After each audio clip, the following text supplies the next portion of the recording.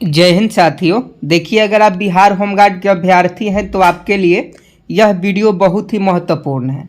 जैसा कि आप सभी जानते हैं, बिहार होमगार्ड का जो फाइनल मेरिट लिस्ट है वो जिला वाइज जारी किया जा रहा है। बहुत लोग बता रहे थे कि फाइनल मेरिट लिस्ट जो है पटना से बनेगा, यानी बिहार होमगार्ड के जो ऑफिशियल ऑफिस है वहाँ से बनेगा। लेकिन हम आपको पहले ही बताए थे कि बिहार होमगार्ड का जो फाइनल मेरिट लिस्ट है वो आपका कब से बनेगा, तो वो आपका जिला से ही बनेगा। और इसके रिगार्डिंग जो है आपका फाइनल मेरिट लिस्ट जारी कर भी दिया गया है। जैसा कि आप सभी जानते हैं, इसके पहले हमने वीडियो के माध्यम से बताया था कि दरभंगा का फाइनल मेरिट लिस्ट जारी कर दिया गया था। उसके अलावा पूर्णिया का जारी किया गया है, अररिया का जारी किया गया है, औरंगाबाद का जारी किया गया है, लखीसराय का जारी किया गया है। आप किस ज़िले से हैं? अगर आपके ज़िले का फिजिकल खत्म हो गया था और प्रोविजनल मेरिट लिस्ट जारी कर दिया गया था, तो अब आप देखिएगा अपने ज़िले के एनआईसी पोर्टल पर, तो उसका फाइनल मेरिट लिस्ट भी जारी कर दिया गया है। उसका लिंक हम वीडियो के डिस्क्रिप्शन में डाल देंगे और कौन कौन से डॉक्यूमेंट आपको लगेंगे ये भी बताएंगे। क्योंकि डॉक्यूमेंट वेरिफिकेशन जो है, अगर डॉक्यूमेंट वेरिफिकेशन के समय आपका कोई भी डॉक्यूमेंट नहीं होता है तो फिर आपको वहाँ से भगा दिया जाता है। समझे कि नहीं? अब देखिएगा, ये जो हम आपको बताने वाले हैं, पहले औरंगाबाद का बताने वाले हैं, इसके बाद पूर्णिया का बताएंगे, मुंगेर का बताएंगे, अररिया का बताएंगे, लखीसराय का बताएंगे, पटना का बताएंगे, दरभंगा का बताएंगे। समझे कि नहीं? तो जिला वाइज जो है हम आपको बताने वाले हैं। अब देखिएगा, तो औरंगाबाद में टोटल 217 पदों पर जो है भर्ती निकाली गई थी और 217 पदों का जो फाइनल मेरिट लिस्ट है वो जारी कर दिया गया है। जिन अभ्यर्थियों का फाइनल मेरिट लिस्ट में नाम होगा उन सभी को ये डॉक्यूमेंट जो है डॉक्यूमेंट वेरिफिकेशन के समय देना होगा। अब बहुत सारे लोगों के पास जो है उनके पास मतदाता पहचान पत्र नहीं है, यानी कहने का मतलब है कि जो वोटर लिस्ट होता है वो बहुत सारे अभ्यर्थी अभी तक नहीं बनवाए हैं।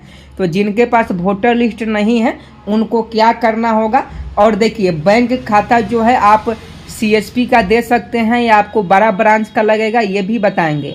और बैंक खाता एवं आधार से आपका मोबाइल नंबर जो है लिंक होना चाहिए, इस बात को भी ध्यान में रखिएगा।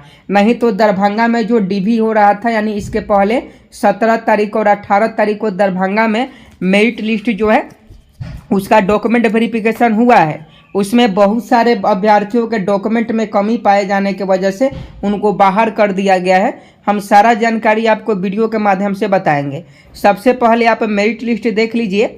यहाँ आप देखिएगा तो इनका कास्ट कैटेगरी देखिए, यहाँ डीओ भी दिया रहेगा, यहाँ जेंडर है, यहाँ कास्ट है, यहाँ टोटल मार्क्स है, यहाँ कैटेगरी है। और यहाँ देखिएगा तो ये जो है इनका 1988 का जन्म है, 1988 का जन्म है, मेल है। इनका कैटेगरी बीसी कैटेगरी है और इन्होंने बीसी कैटेगरी में 15 नंबर लाया था, लेकिन इन्होंने अनरिजर्व्ड में इनका सिलेक्शन हुआ है। यानी कहने का मतलब है कि जो जनरल वालों के सीट है वो दूसरे कैटेगरी वाले लेके चल जा रहे हैं। आप इसमें देखिएगा कि ये सभी जो सिलेक्शन हुआ है जनरल के सीट पर हुआ है, लेकिन इसमें एक भी जनरल के बच्चे नहीं हैं। सभी बच्चे जो है बीसी हैं, ईबीसी है, बीसी हैं, ईडब्ल्यूएस है, एससी है, एससी है, ईबीसी है।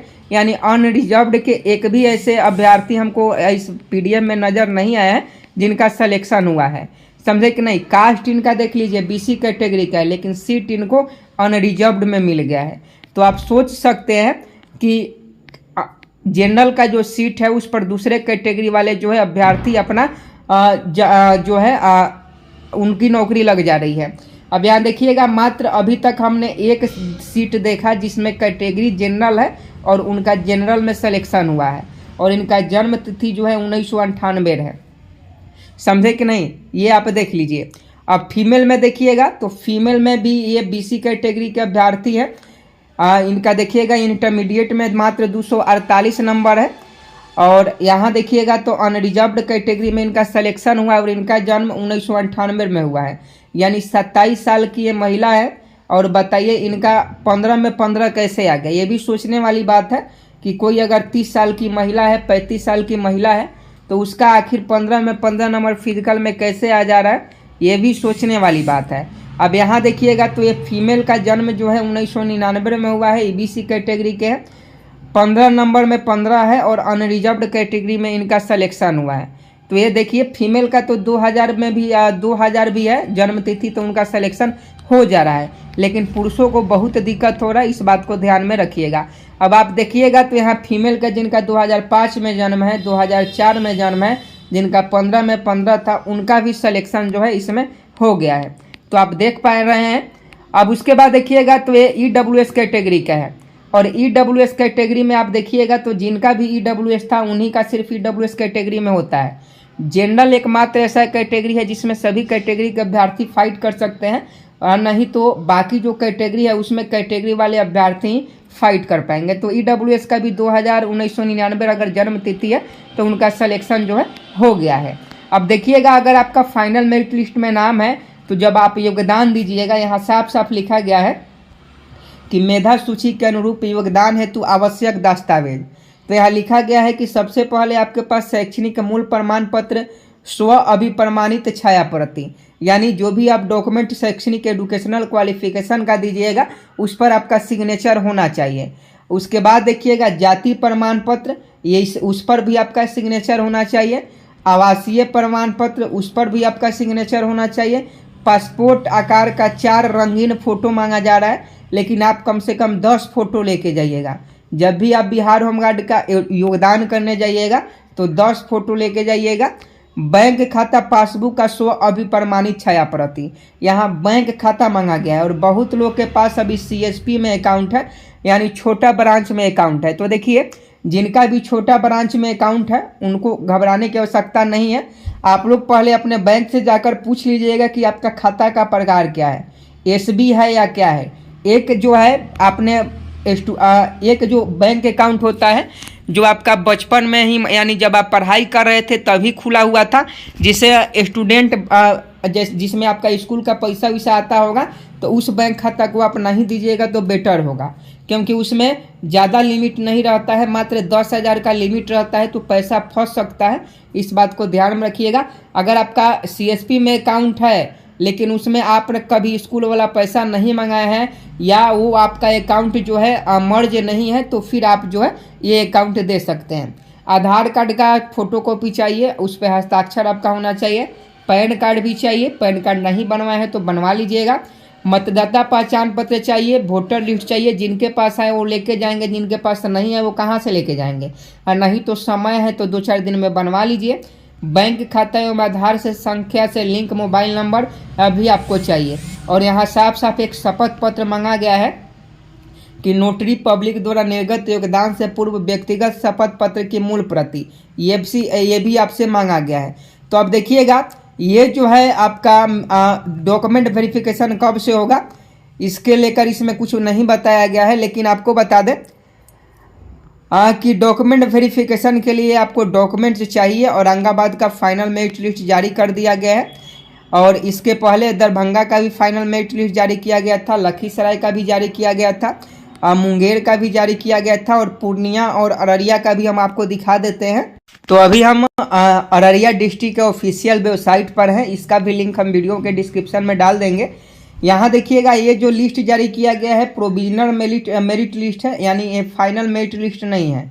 अररिया डिस्ट्रिक्ट का जो होमगार्ड का मेरिट लिस्ट जारी किया गया है वो फाइनल नहीं है, ये प्रोविजनल है, यानी आपका इसमें चेक करना होगा PDF में नाम है कि नहीं। अगर PDF में नाम नहीं है तो आप उस पर आपत्ति दर्ज कर सकते हैं। और यहाँ आपको दिया गया है सब कि DOB कितना है, मेल यहाँ दिया गया है, कैटेगरी दिया है, आप कितने मार्क्स उठाए हैं ये दिया है। तो अररिया जिला का जो बिहार होमगार्ड का लिस्ट जारी किया गया है ये आपका प्रोविजनल मेरिट लिस्ट है, ये फाइनल मेरिट लिस्ट नहीं है। फाइनल मेरिट लिस्ट बहुत जल्द आएगा, और हम आपको वीडियो के माध्यम से बताएंगे भी कि अररिया का फाइनल मेरिट लिस्ट आ गया है। तो आप चैनल को सब्सक्राइब करके बेल आइकन को प्रेस जरूर कर लीजिएगा। उसके बाद देखिएगा तो फिर हम पूर्णिया के ऑफिशियल वेबसाइट पर चल आए हैं, इसका भी लिंक वीडियो के डिस्क्रिप्शन में दे दिए हैं। पूर्णिया का भी देखिएगा तो प्रोविजनल मेरिट लिस्ट जारी किया गया है, यानी जो लोग पूर्णिया से हैं वो लोग को बता दें कि उनका प्रोविजनल मेरिट लिस्ट जारी किया गया है, यानी फाइनल मेरिट लिस्ट जारी नहीं किया गया है। तो आप लोग घबराए नहीं, पूर्णिया के जो भी अभ्यर्थी हैं उनका सिर्फ और सिर्फ प्रोविजनल मेरिट लिस्ट जारी किया गया है, यानी जैसे ही फाइनल मेरिट लिस्ट जारी होता है तो सबसे पहले हम आपको बताएंगे। और इसमें देखिएगा कि EWS कैटेगरी का मात्र 14 में 14 नंबर है और फिर भी इनका PDF में नाम है। तो हर जिला में ऐसा नहीं है कि हर जिला में आपको 15 में 15 लाना जरूरी ही है। कहीं कहीं 12 नंबर पर भी फाइनल मेरिट लिस्ट बना है और कहीं कहीं 13 नंबर पर भी फाइनल मेरिट लिस्ट जो है बना है। तो आप किस जिले से हैं, आपका कितना मार्क्स आ रहा है, और अगर आपका मार्क्स अच्छा आ रहा है तो डॉक्यूमेंट वेरिफिकेशन में जो डॉक्यूमेंट लगेंगे वो हमने आपको बता दिया है। तो आप उस डॉक्यूमेंट वेरिफिकेशन में जो डॉक्यूमेंट लगेंगे उसको बनवा लीजिए। और चैनल पर नए हैं तो चैनल को सब्सक्राइब जरूर कर लीजिए, क्योंकि जिस भी जिले का फाइनल मेरिट लिस्ट जारी होगा हम आपको बताएंगे। ये औपबंधिक मेधा सूची है, यानी प्रोविजनल मेरिट लिस्ट जो है पूर्णिया में जारी किया गया है।